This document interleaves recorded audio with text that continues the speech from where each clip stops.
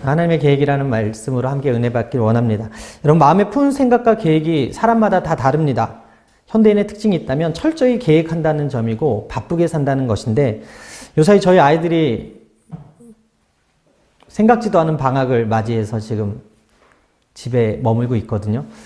근데 여러분, 방학하면은 무엇이 떠오르십니까? 이렇게 동그란 원에 방학을 시작하면 늘 스케치북에다가 이렇게 읽어야 할 계획표를 그리고 이 방학 동안 알차게 지내야지라고 그리지 않습니까? 그런데 방학이 끝나가려고 하면, 개학을 앞두고 나면 어떻습니까? 밀린 일기 쓰기 바쁘고, 그 일기장에 그날 날씨가 무엇이었는지, 요즘은 스마트폰으로 그 날씨 검색도 되지만 그 당시는 그 날씨조차도 써야 되는 난이 있어서 되게 당혹스러웠었던, 그래서 고생했던 기억이 있어요. 무슨 의미입니까? 처음에는 인간들이 이렇게 우리가 잘할 것이라고 계획을 세우지만 그 계획이 생각만큼 이루어지지 않는다는 거예요. 뜻대로 되지 않는다는 것입니다. 인생 살면서 돌발적인 상황이 있다라는 거예요. 네, 2019년부터 우리가 송구영신 예배를 잘 드렸잖아요. 그리고 2020년도에 다시 신년 축복성회로 모여서 함께 모여서 기도했잖아요. 그런데 지금의 이 작금의 상황을 누가 알았겠어요? 이런 돌발 상황을 누가 생각이나 했겠습니까? 이번 코로나 사태가 터진 후에 우리가 준비했던 거, 계획했던 거 하나 둘씩 다 취소되는 이런 상황을 누가 알기나 했겠냐라는 거죠. 예배가 취소되고 온라인 예배를 드리고 있는 이 상황은 누구도 예상하지 못한 그런 상황이거든요.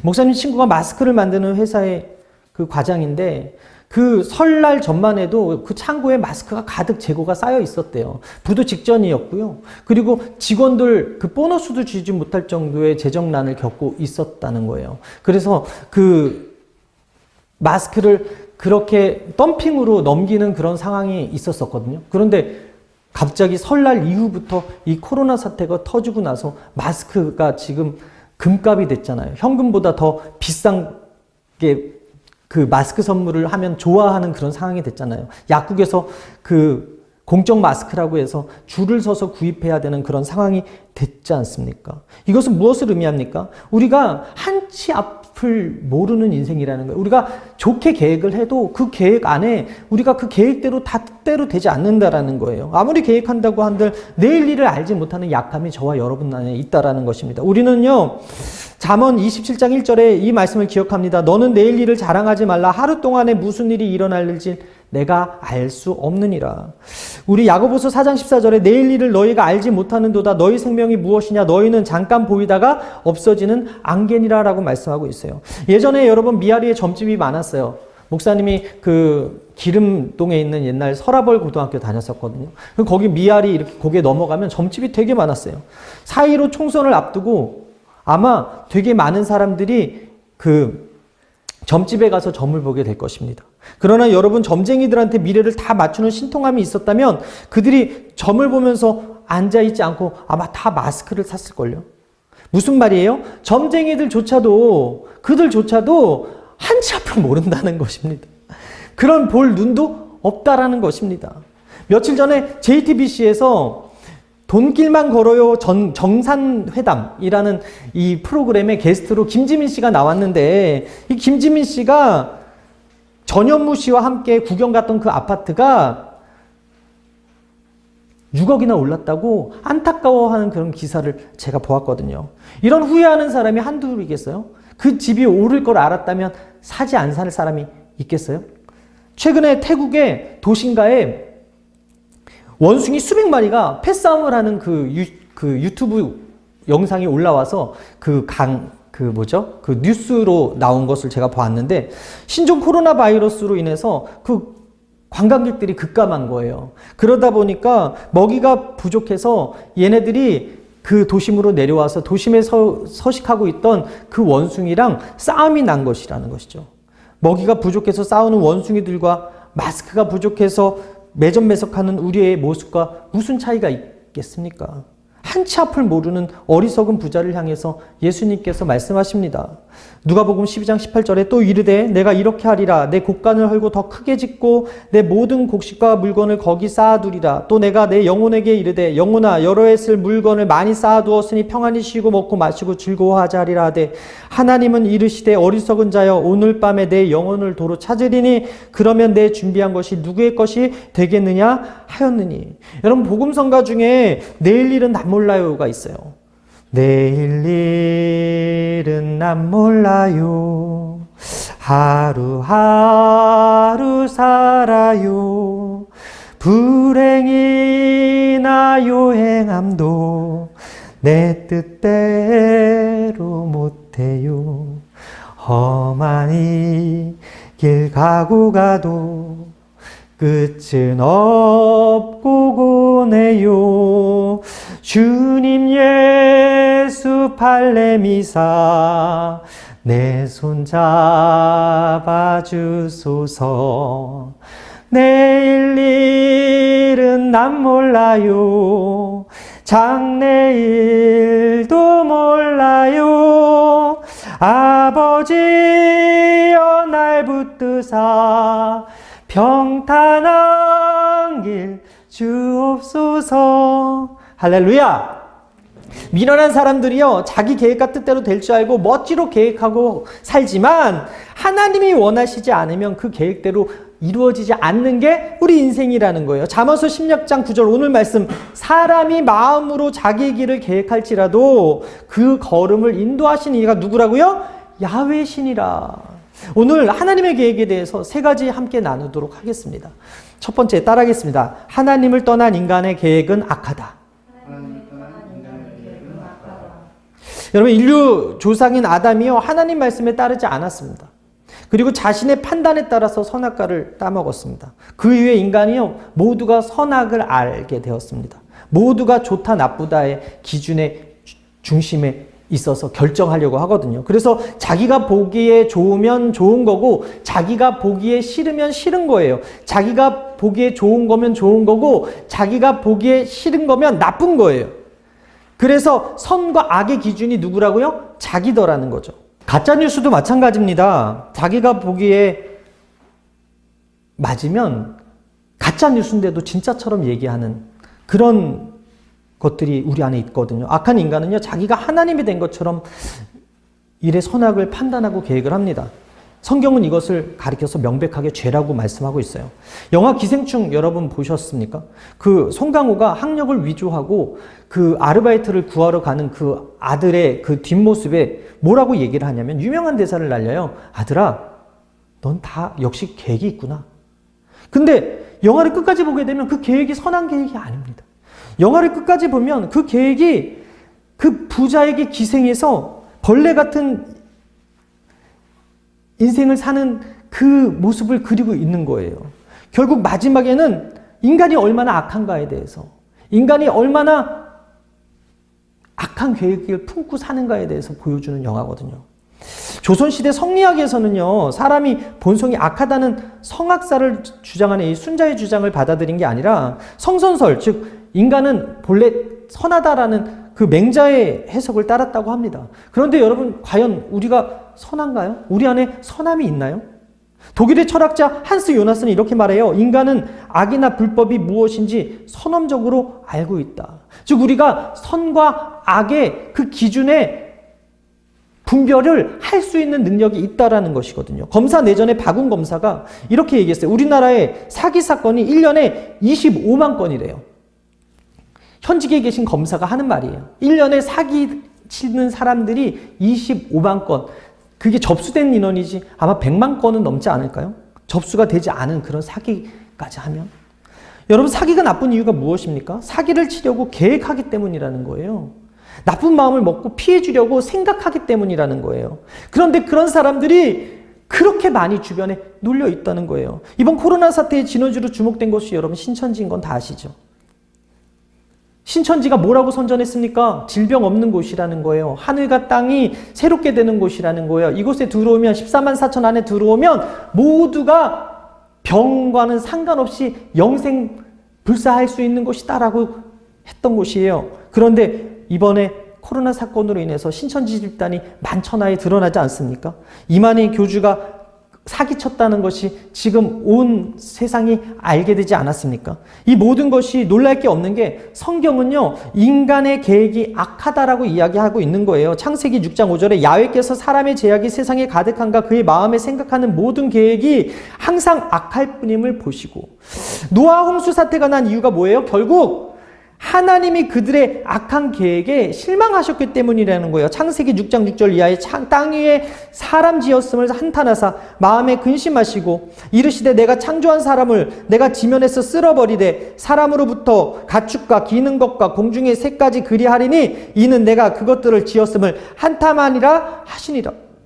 이번 코로나 사태로 인해서 충격적인 뉴스가 어떤 사람이요, 교회마다 다니면서, 상가 교회마다 다니면서 교인들이 손이 닿을 만한 곳에 자신의 채들을 막 묻히는, 채취들을 묻히는 그 영상이 공개가 되었어요. 이 남성에 대해서 경찰이 수배를 내렸는데 이 사람이 신천지인지 아니면 악한 의도를 가지고 병을 옮기려고 하는 코로나 확진자인지는 몰라요. 그러나 수배 중이어서 알지는 못하지만 한 가지 확실한 게 뭐예요? 결국은 교회를 무너뜨리려는 악한 생각으로 이런 행동을 하고 있다라는 거예요. 신천지와 교회가 같은 집단이다라는 그 프레임을 씌우게 하려고 하는 악한 계획이 있더라는 거예요. 여러분, 살아계신 하나님을 무시하는 사람의 욕망은요, 끝을 모르고 사는 거예요. TV를 보십시오. 날마다 들려지는 뉴스를 들어보십시오. 그들이 우리에게 가르쳐주는 것이 무엇이에요? 인간이 악하다는 거 아니겠습니까? 여러분, 요즘 주식시장이요, 끝을 모르고 추락하고 있다고 합니다. 금값도 하락하고 있다고 합니다. 마스크 대란에서 우리나라는 고통을 당하고 있는데 지금 전 유럽이 휴지가 없어서 또 휴지 대란을 겪고 있다는 소식을 들었습니다. 여러분, 우리가 이것들을 들을 때 생각할 수 있는 게 뭐예요? 바로 탐심의 결과라는 거예요. 누가복음 12장 15절 그들에게 이르시되 삼가 모든 탐심을 물리치라 사람의 생명이 그 소유에 넉넉한 데 있지 아니하니라. 여러분, 탐심의 결과가 결국은 두려움이라는 것을 알 수 있어요. 탐심이 두려움을 일으키는 결과가 주가가 하락하고 금값이 하락하고 이제 앞으로 더 불안한 일들이 많아질 거라는 거예요. 여러분, 고두현이라는 분이 계시는데 성과과학연구협회 연구팀장이세요. 이분이 국민일보에서 성전환 수술을 받은 트랜스젠더의 삶 30년을 추적한 것들을 발표를 했는데요. 우울증, 불안 증세, 자살률, 정신병원 입원율 등이 이 성전환 트랜스젠더들이 일반인들보다 높게 나왔고 완전한 여성도 남성도 아니라는 생각에 그 행동을 후회하는 사람들이 많이 있었다라고 이야기했어요. 이렇듯 악한 자들의 가짜 뉴스에 속은 사람들, 삶은 행복하지 못하고 다른 사람마저도 불행하게 하는 것들이 우리 사회에 만연해 있다는 것입니다. 여러분, 성경은요, 악인의 결말에 대해서 정확하게 가르쳐주고 있습니다. 시편 1편 4절에 악인들은 그렇지 아니하며 오직 바람이 나는 겨와 같도다. 그러므로 악인들은 심판을 견디지 못하며 죄인들이 의인들의 모임에 들지 못하리로다. 무릇 의인들의 길은 야훼께서 인정하시나 악인들의 길은 망하리로다. 여러분, 악인들의 결국이 뭐라고요? 심판이라는 거예요. 분별하지 못하고 마음을 지키지 못하는 사람들의 마지막이 멸망이라는 거예요. 망한다라는 것입니다. 잠언서 16장 2절에 사람의 행위가 자기 보기에는 모두 깨끗하여도 야훼는 심령을 감찰하시느니라 라고 말씀하고 있어요. 인간의 동기를 몰라서 사기를 당해요. 인간이 어떤 의도로 접근하는지 몰라서 사기를 당하지만 하나님은 우리의 마음의 동기를 살피시고 우리 중심을 아신다라는 거예요. 마태복음 16장 3절에 아침에 하늘이 붉고 흐리면 오늘은 날이 굳겠다 하나 너희가 날씨는 분별할 줄 알면서 시대의 표적은 분별할 수 없느냐. 여러분, 이 시대가 점점 악해지고 있는 것은 주님 오실 날이 가까이 왔다는 것입니다. 이 시대가 점점 불안하고 두려운 것은 점점 주님이 더 필요한 시대가 되었다라는 거예요. 지금 이 시대에 이루어지는 일을 통해서 믿는 사람들이, 우리들이 분별해야 된다는 것입니다. 하나님께서 요나 선지자를 통해서 아수르 사람들에게 말씀하신 게 뭐예요? 그들까지도 사랑하시는 것 아니었습니까? 요나서 4장 10절 이하에 야훼께서 이르시되 내가 수고도 아니하였고 재배도 아니하였고 하룻밤에 났다가 하룻밤에 말라버린 이 박농꿀을 아꼈거든. 하물며 이 큰 성읍 니느웨의 좌우를 분별하지 못하는 자가 12만여 명이요 가축도 많이 있나니 내가 어찌 아끼지 아니하겠느냐 하시니라. 여러분, 아브라함을 통해서 소돔의 의인 10명까지도 기다려주시고 타협하신 분이 누구예요? 하나님이에요. 그 타협하신 이유가 뭐예요? 그들조차도 아끼시고 사랑하신다는 증거였다는 거예요. 여러분, 하나님이요, 악인을 사랑하세요. 악인도 사랑하세요. 그래서 선지자들을 통해서 사랑의 메시지를 전하는 거 아닙니까? 돌아오라, 회개하고 말씀을 듣고 뉘우쳐서 그 악한 길에서 떠나서 돌아오라 계속 말씀하시는데, 그러나 성경은 그들이 듣지 않았다고 이야기하는 거예요. 예레미야 7장 13절, 야훼의 말씀이니라 이제 너희가 그 모든 일을 행하였으며 내가 너희에게 말하되 새벽부터 부지런히 말하여도 듣지 아니하였고 너희를 불러도 대답하지 아니하였느니라. 따라서 악인에게 남은 게 뭐라고요? 망하는 길밖에 없다는 거예요. 심판밖에 없다는 거예요. 노아에게 말씀하신 하나님 120년 동안 참았지만 결국엔 물로 심판하셨거든요. 요나가 선포하는 하나님의 말씀을 듣고 회개했던 그 아수르가 100년 이후에 바벨론에 의해서 망하게 되었거든요.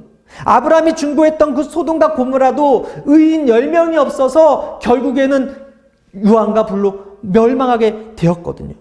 수많은 선지자를 통해서 우상을 버리고 주님께로 회개하고 돌아오라고 그렇게 하나님께서 북이스라엘과 남유다에 사람을 보내서 이야기했지만 그들은 듣지 않았어요. 우상을 숭배했어요. 이방을 의지했어요. 악한 길에서 떠나지 않았어요. 결국 그들도 722년과 586년에 기원전에 다 멸망하게 되더라는 거예요. 성경은 우리에게 분명히 말해요. 잠언 24장 1절에 너는 악인의 형통함을 부러워하지 말며 그와 함께 있으려고 하지도 말지어다. 잠언 24장 19절 이하에 너는 행악자로부터 말미암아 분을 품지 말며 악인의 형통함을 부러워하지 말라. 대저 행악자는 장래가 없겠고 악인의 등불은 꺼지리라. 내 아들아, 야훼와 왕을 경외하고 반역자와 더불어 사귀지 말라. 대저 그들의 재앙은 속히 임하리니 그들의 멸망을 누가 알랴.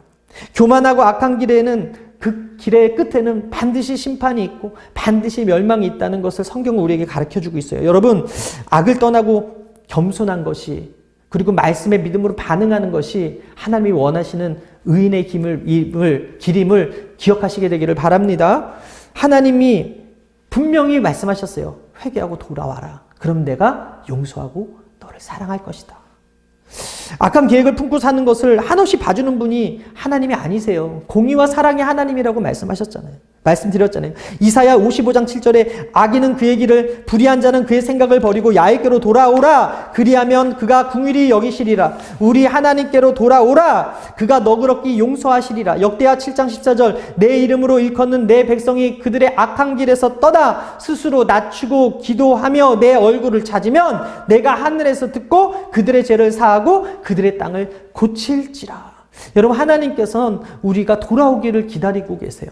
학개서에 이런 말씀이 있거든요. 학개서 1장 5절에 그러므로 이제 만군의 야훼가 이같이 말하노니 너희는 너희의 행위를 살필지니라. 너희의 마음을 살피라는 말을 여러분 직역하게 되면 너희는 너희의 마음을 세우라가 되거든요. 그렇다면 마음을 세운다는 것이 무엇을 의미합니까? 스스로 생각하고 판단해서 행동하라는 거예요. 너희들이 생각할 때 악한 것들이면 하지 말고 너희들이 생각할 때 선한 것들이면 하는데 그 기준이 뭐라고요? 하나님 말씀이라는 거예요. 악한 세상에서 하나님 백성으로 산다는 거 쉽지 않습니다. 그리스도인으로 산다는 것은 마음을 지키는 일입니다. 마음을 세우는 일입니다. 신앙은요, 행위의 동기를 살피는 행위입니다. 여러분, 나를 위한 행동인지 아니면 나를 위한 것을 하나님을 위한 것으로 위선하고 있는 행동은 아닌지 그 마음을 살펴보라는 거예요. 이렇게 많은 예배를 드리고 뭐가 달라졌냐는 거예요. 이렇게 많은 설교를 듣고 지금 나는 어떤 삶을 살고 있냐라는 거예요. 여러분, 하나님은요, 심판이 아닌 구원이 목적이세요. 믿으시면 아멘. 다시 살아나게 하시는 것이 목적이세요. 믿으시면 아멘. 악인이라도 다시 회개하면 받아주시고 다시 일어나게 하시는 것이 목적이세요. 탕자가 회개하고 돌아왔을 때 품고 안아주셨던 그 아버지가 바로 우리 아버지시라는 거예요. 여러분, 2019년 6월에 자살 테러를 계획했던 무슬림 소녀가 꿈에서 예수님을 만난 후에 회심했다는 뉴스가 있었습니다. 그 에스더라는 그 여자분이 알라를 기쁘게 하기 위해서 자살 테러를 계획했어요. 유대인이나 기독교인들을 죽이고 자신도 자살하기 위한 그런 계획을 했어요. 자살 폭탄 테러를 수행하기 이틀 전에 꿈을 꿨는데 그 꿈에서 어두운 무덤가에 앉아있는 자기를 본 거예요. 이렇게 말합니다. 난 무덤가에 앉아 있었고 모든 것이 깜깜했다. 어둠 밖으로 나갈 수 있는 길을 찾고 있었다. 그런데 빛이 나타나는 것이 보였다.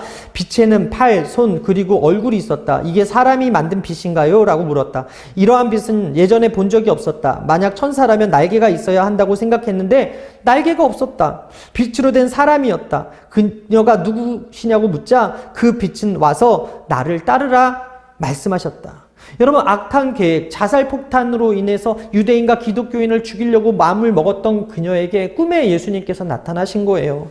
그리고 그를 구원하시기 위해 꿈속에 찾아오셔서 그를 기독교인으로 바꾸시고 그를 하나님의 도구로 지금 사용하고 있다는 것입니다. 우리 삶의 진정으로 선한 것이 무엇인지 분별하기 위해 필요한 것이 무엇입니까? 바로 마음을 새롭게 하는 거예요. 로마서 12장 2절, 너희는 이 세대를 본받지 말고 오직 마음을 새롭게 함으로 변화를 받아 하나님의 선하시고 기뻐하시고 온전한 뜻이 무엇인지 분별하도록 하라.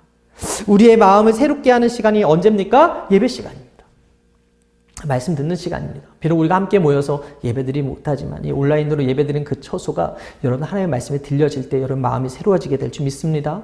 그 마음의 악함이 떠나가고 하나님의 선한 생각들로 가득 차기 시작할 때 시편 34편 14절 악을 버리고 선을 행하며 화평을 찾아 따를지어다 말씀하고 있는데 오늘 저는 이 예배 시간에 예배드리는 여러분들에게 하나님의 살아계신 그 말씀이 들려지게 되길 바라고 그 말씀으로 말미암아 새 마음이 생기게 되길 바라고 악한 마음을 분별하여 버리는 은혜가 있게 되기를 주님의 이름으로 축원합니다.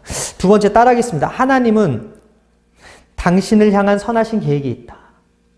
저와 여러분들을 향한 하나님의 선하신 계획이 있어요. 믿으시면 아멘. 예수님은 스스로 나는 선한 목자다라고 말씀하시고 있어요. 예수님이 우리에게 선한 목자가 되셔서 우리의 앞길을 인도해 주신다는 거예요. 푸른 초장과 쉴만한 물가로. 더그 디치라는 사람이 있거든요. 이 사람이 어떤 사람이라면 우리가 병원에 가면은 CT도 찍고 MRI도 찍는데 이 MRI 자기 공명 영상장치 만든 사람입니다. 어느 날 그가 매우 우쭐한 마음으로 자신이 개발한 그 MRI가 설치된 병원에 방문했다가 충격을 받은 사건이 기록돼 있어요. 한 병든 소녀가 MRI 검사기 안으로 들어가는데 들어가기 싫어하는 거예요. 무서워하는 거예요. 거부하는 거예요. 마취 주사를 반강제적으로 넣고 난 후에 검사기 안으로 실려가는 그 아이를 목격한 후 충격을 받았어요. 그가 보니까 어린아이의 90% 이상이 MRI 기계 공포증에 걸려서 그 안에 들어가는 것을 두려워했다는 거예요. 그래서 마취 주사를 맞고서 들어가는 그 현 상황을 보고서 충격에 사로잡혔다고 합니다. 그래서 그가 생각했어요. 어떻게 하면 어린이들이 마취 주사 맞지 않고서 MRI 검사를 받을 수 있을까? 그는 회사에 출근하는 대신 어린이집에 출근을 했다고 합니다. 그리고 그곳에서 어린이들과 대화하면서 놀면서 오랫동안 잃어버렸던 내면의 동심을 다시 찾았다는 거예요. 한편으로는 그가 아이들의 심리를 배우기 위해서 유아심리학과 그리고 유치원 교사, 소아과 의사 등 전문가들을 만나서 그들 아이들의 그 동심을 배웠다는 거예요. 그리고 어린 아이들과 공감할 수 있는 능력을 갖추기 위해서 노력을 했다는 것이죠. 그 결과 어떻게 됐습니까? 그가요, 어린이들이 MRI 기계를 자신을 잡아먹기 위해서 입을 벌리는 괴물로 생각하여서 무서워서 90% 이상의 아이들이 못 들어갔다는 것을 알았어요. 그래서 어린이들이 기계에 대해 갖고 있는 그 두려움의 원인을 제거해주기 위해서 어떻게 하면 어린이들이 마취 주사를 맞지 않고 들어갈 수 있을까? 질문을 하면서 아이들이 MRI 기계를 친근하게 느끼기 위해서 연구를 시작을 했습니다. 그리고 그는 그 문제를 두 가지로 해결했는데 첫 번째가 뭐냐면 MRI 기계를 어린아이들이 좋아하는 우주선 그리고 그 피터팬에 나오는 그 해적선 같이 꾸며놓은 거예요.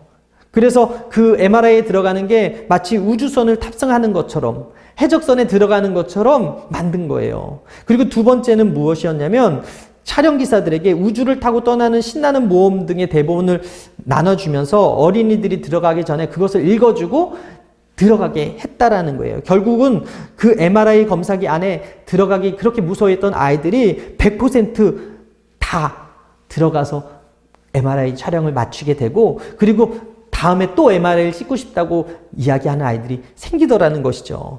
여러분, 이처럼 하나님이 우리를 향한 선하신 계획이 있어요. 우리가 두렵고 불안하고 염려스러울 때 하나님은 어떻게 하면 이 불안과 두려움과 염려를 없애고 우리 안에 평안과 기쁨을 줄까 고민하신다는 거예요. 에베소서 1장 4절 이하에 곧 창세전에 그리스도 안에서 우리를 택하사 우리로 사랑 안에서 그 앞에 거룩하고 흠이 없게 하시려고 그 기쁘신 뜻대로 우리를 예정하사 예수 그리스도로 말미암아 자기의 아들들이 되게 하셨느니. 여러분, 하나님이 우리를 창조하신 이유는요, 이 땅 가운데 우울하게 살라고 창조하신 거 아닙니다.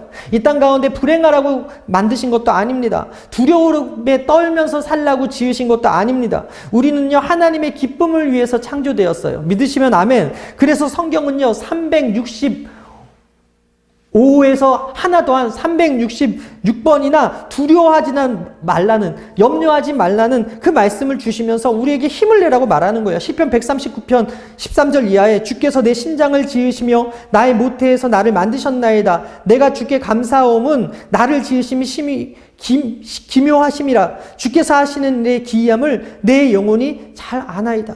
여러분, 우리는요, 하나님이 신묘막측하게 만든 사람들이에요. 믿으시면 아멘. 자존감이 약해지면 자기 자신을 비하하며 살아요. 그래서 행복하게 만든 그 인간들이 행복하지 못하게 살고 우울증으로 고생하고 사는 거예요. 넘어지지 않아도 될 일 앞에 넘어지고 상처받지 않아도 될 일에 상처받고 사는 거예요. 건강한 자존감을 가지고 있어도 우리는 많은 시험을 이길 수 있거든요. 성경은 우리에게 계속해서 하나님이 우리를 얼마나 사랑하는지 말씀하시고 우리가 얼마나 선한 계획을 위해서 창조됐는지를 말씀하시는데, 세상의 악한 소리들을 듣다 보니까 넘어지고 상처받고 우울한 거예요. 두려운 거예요. 여러분, 한세대학교 가족상담학과의 최강영 교수님께서 쓴 나는 내 편이라고 생각했는데 라는 책이 있습니다.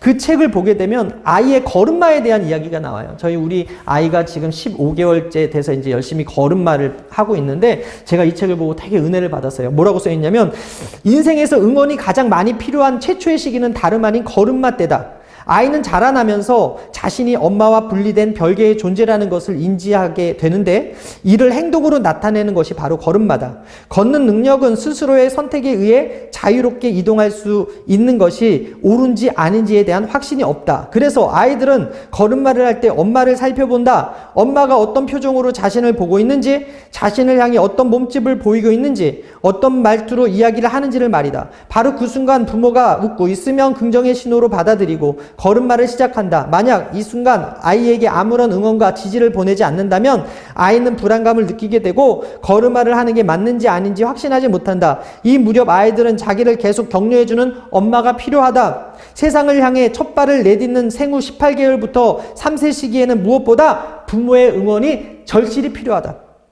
여러분, 아이에게 걸음마가 최고 중요할 때 부모의 응원과 격려가 필요하듯이, 하나님은 선하게 창조된 우리, 하나님의 선한 계획 아래 창조된 우리가 이 어려운 환경 속에서 굳건히 두 발을 딛고 일어나도록 지금도 말씀으로 격려해 주시고 응원해 주신다는 사실을 믿으시게 되기를 바랍니다. 창세기 1장 31절에 하나님이 지으신 그 모든 것을 보시니 보시기에 심히 좋았더라. 저녁이 되고 아침이 되니 이는 여섯째 날이니라. 여러분, 우리를 창조하시고 나서, 이 만물을 창조하고 나서 하나님께서 보시기 심히 좋았다고 이야기하는 거예요. 만약 누군가가 여러분 눈에 못생기게 보입니까? 누군가가 안 예쁘게 보입니까? 이렇게 생각해 볼 필요가 있어요. 난 아직도 하나님의 눈이 없는 사람이구나. 그런데 누군가가 아름다워 보입니까? 누군가가 장점이 보입니까? 그렇다면 여러분들은요, 하나님의 눈을 장착한 사람들이라는 거예요. 하나님의 눈을 가지면 우리가 보는 모든 사람이 아름답게 보여야 된다는 것입니다. 그렇기 때문에 단 하나뿐인 아들을 보내서 우리를 살리려고 하신 거 아니겠어요? 우리를 너무 사랑하셔서 독생자 예수님을 선물로 주신 거 아니겠어요? 우리가 해야 할 일은 무엇입니까? 하나님께서 내가 너를 신묘막측하게 만들었다고 말씀하신 그 사실을 믿는 거예요. 하나님이 나를 만드시고 보시기에 좋았구나라고 평가하셨다는 것을 믿는 거예요. 그분이 나를 선한 길로 지금도 붙드시고 인도하고 있다는 사실을 믿는 거예요. 비록 이 눈에 아무 증거 아니 보이고 이 손에 아무것도 잡히지 아니하고 이게 아무 소리 아니 들리고 우리 앞길이 칠흑같이 어두운 절망의 상황이고 지금 이 코로나 사태가 언제 끝날지 모르는 상황일지라도 하나님은 나의 길을 너무나 잘 아시고 내 미래를 너무 잘 아신다. 이 사실을 믿어야 된다는 것입니다. 성경대로 믿고 생각하고 행하는 것이 중요한데요. 요한복음 3장 17절에 하나님이 그 아들을 세상에 보내신 것은 세상을 심판하려 하심이 아니요 그로 말미암아 세상이 구원받게 하려 하심이라. 하나님의 선하신 계획 안에 예수님이 계셨고 그 예수님을 우리에게 선물로 주신 것은 심판이 아니라 결국 구원이라고 성경은 이야기합니다. 하나님의 선하신 계획 속에 독생자 예수님은 죽으러 오셨어요. 그러나 저와 여러분은 이 땅에 사랑받기 위해 태어났어요. 믿으시면 아멘. 예수님이 사명이요 이 땅에서 죽음이셨어요. 그런데 그 죽음은 곧 우리가 이 땅에서 사랑하신 하나님의 자녀로 살기 원하시는 하나님의 선하신 계획 때문에 선택한 죽음이었다는 거예요. 우리는 사랑받아야 할 존재로 태어났기 때문에 예수님께서 죽어서 우리를 살리시기 위해서 그 하나님의 선하신 계획 안에 이 땅 가운데 오셨다는 거예요. 야곱은 여러분 아시다시피 선하다고 여겨질 게 전혀 없던 사람이었어요. 거짓과 속임수로 자신이 원하는 것을 취해서 속이는 자라는 이름이었고 사기꾼의 대명사였지만 하나님이 그 야곱을 선택해서 이스라엘이라는 새 이름을 주시고 특별한 소유로 삼았습니다. 시편 135편 4절에 야훼께서 자기를 위하여 야곱 곧 이스라엘을 자기의 특별한 소유로 택하셨습니다. 그런 야곱보다 우리는 더 나은 게 없는 존재고요. 더 선한 것 하나 없는 존재예요. 그럼에도 불구하고 선하신 하나님, 아름다우신 하나님은 십자가에 달린 예수 그리스도의 그 구속의 그 사역으로 우리를 구원해 주셨고 자녀 삼아 주셨어요. 그런 선한 계획 안에 저와 여러분들이 이 땅 가운데 존재하고 있는 거예요. 여러분은 하나님의 특별한 소유로 택해 주신 것에 감사하며 살고 계십니까? 기뻐하며 살고 계십니까? 감사하고 기뻐하며 살아갈 때 우리가 하나님의 선한 계획 안에 동참하고 있다는 것입니다. 마태복음 25장 21절에 그 주인이 이르되 잘하였도다 착하고 충성된 종아 내가 적은 일에 충성하였으니 내가 많은 것을 내게 맡기리니 내 주인의 즐거움에 참여할지어다. 여러분 맡은 자들이 주인이 원하는 것은 바로 성실이에요. 오늘 하루에 성실하기 위해 우리가 감사해야 되고 오늘 하루에 성실하기 위해 찬양해야 되고 우리가 오늘 하루에 성실하기 위해서 하나님께 나아가야 된다는 거예요. 착한 행실로 살아내야 된다는 거예요.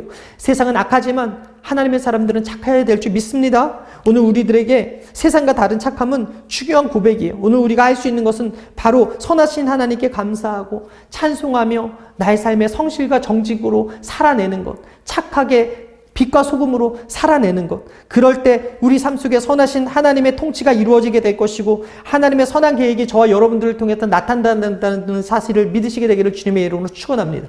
마지막 세 번째입니다. 따라합니다. 하나님의 계획은 언제나 해피엔딩이다. 여러분 이재철 목사님이 아이에게 배우는 아빠라는 책에서 이런 글을 썼거든요. 아들 승훈이가 어릴 때 뜻하지 않은 기회로 아들을 데리고 미국 여행을 가게 됐는데 갑작스럽게 결정된 일이었기 때문에 여권과 비자 발급을 받아야 됐다는 거예요.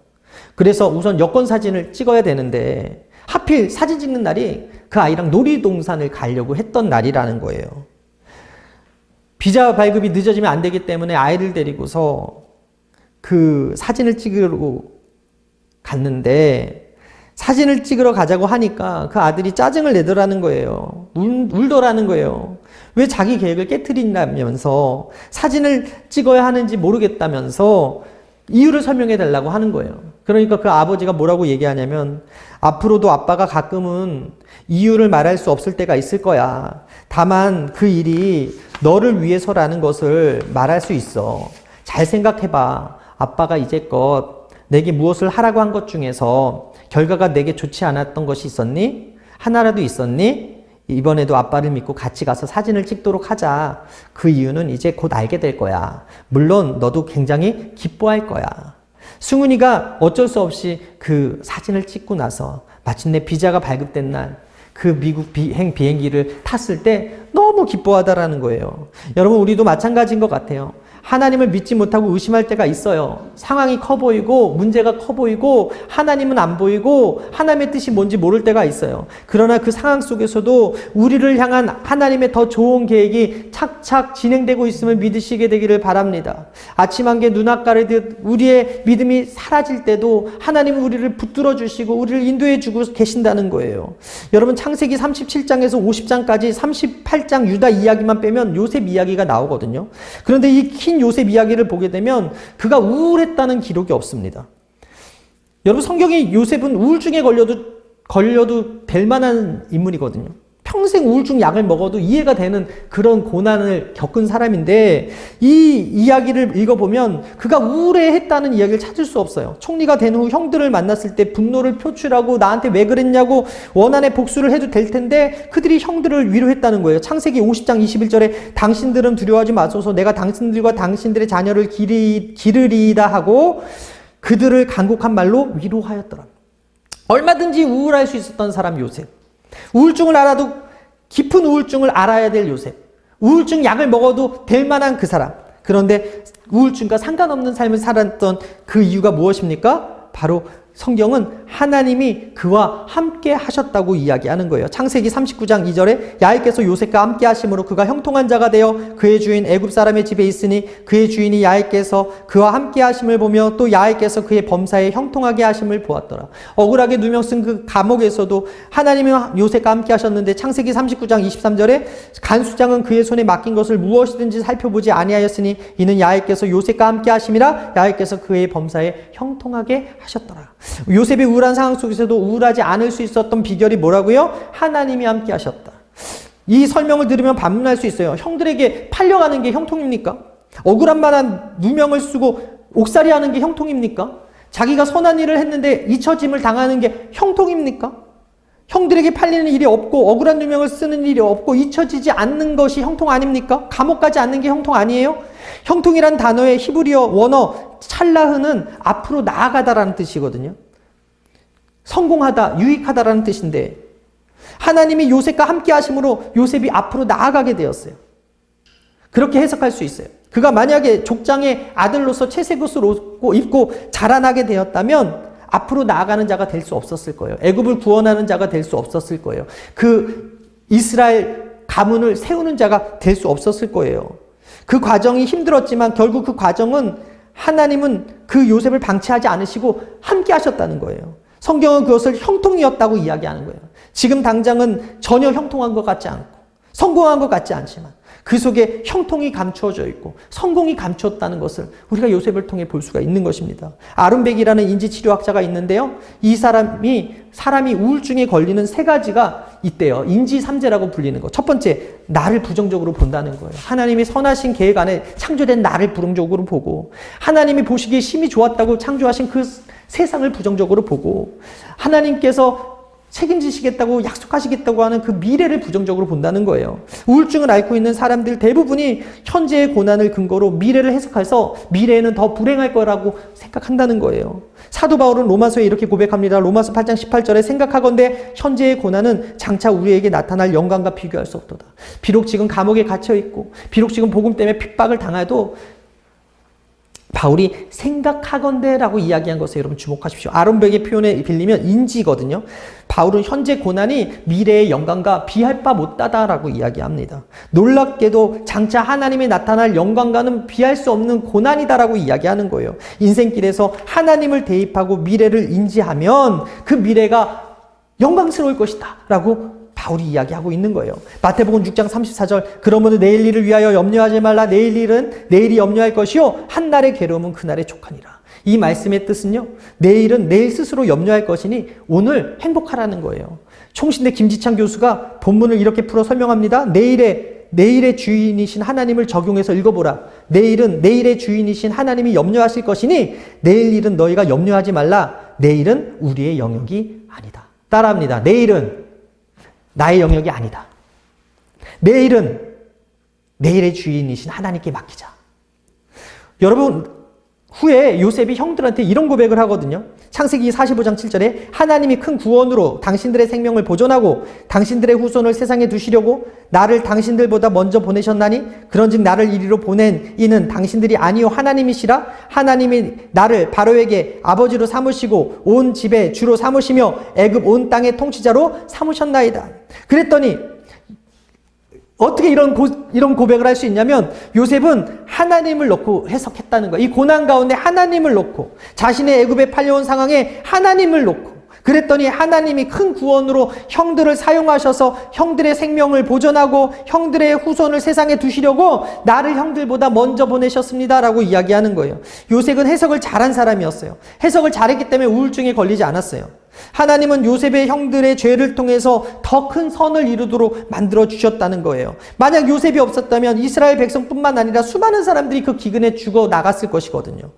저는 이번 코로나 사건을 통해서 또 하나님께서 어느 요셉을 준비해 놓으셨을 거라고 분명히 생각합니다. 7년 기근을 만난 우리에게 하나님께서 지혜로운 하나님의 사람을 세워서 백신을 분명히 개발하고 우리가 예전처럼 다시 돌아가게 될 거라고 믿습니다. 로마서 8장 28절에 우리가 알거니와 하나님을 사랑하는 자 그의 뜻대로 부르심을 입는 자들에게는 모든 것이 협력하여 선을 이룬다.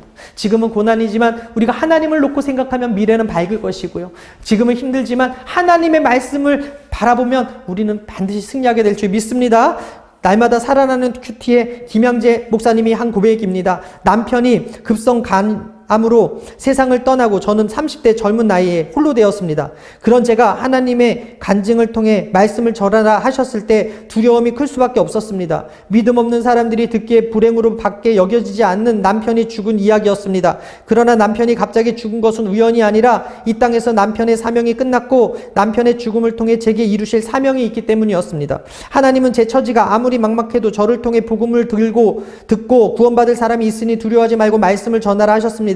그리고 제가 두려움을 이기고 많은 사람 앞에 나아가 간증했을 때 그들은 예수님을 영접했습니다.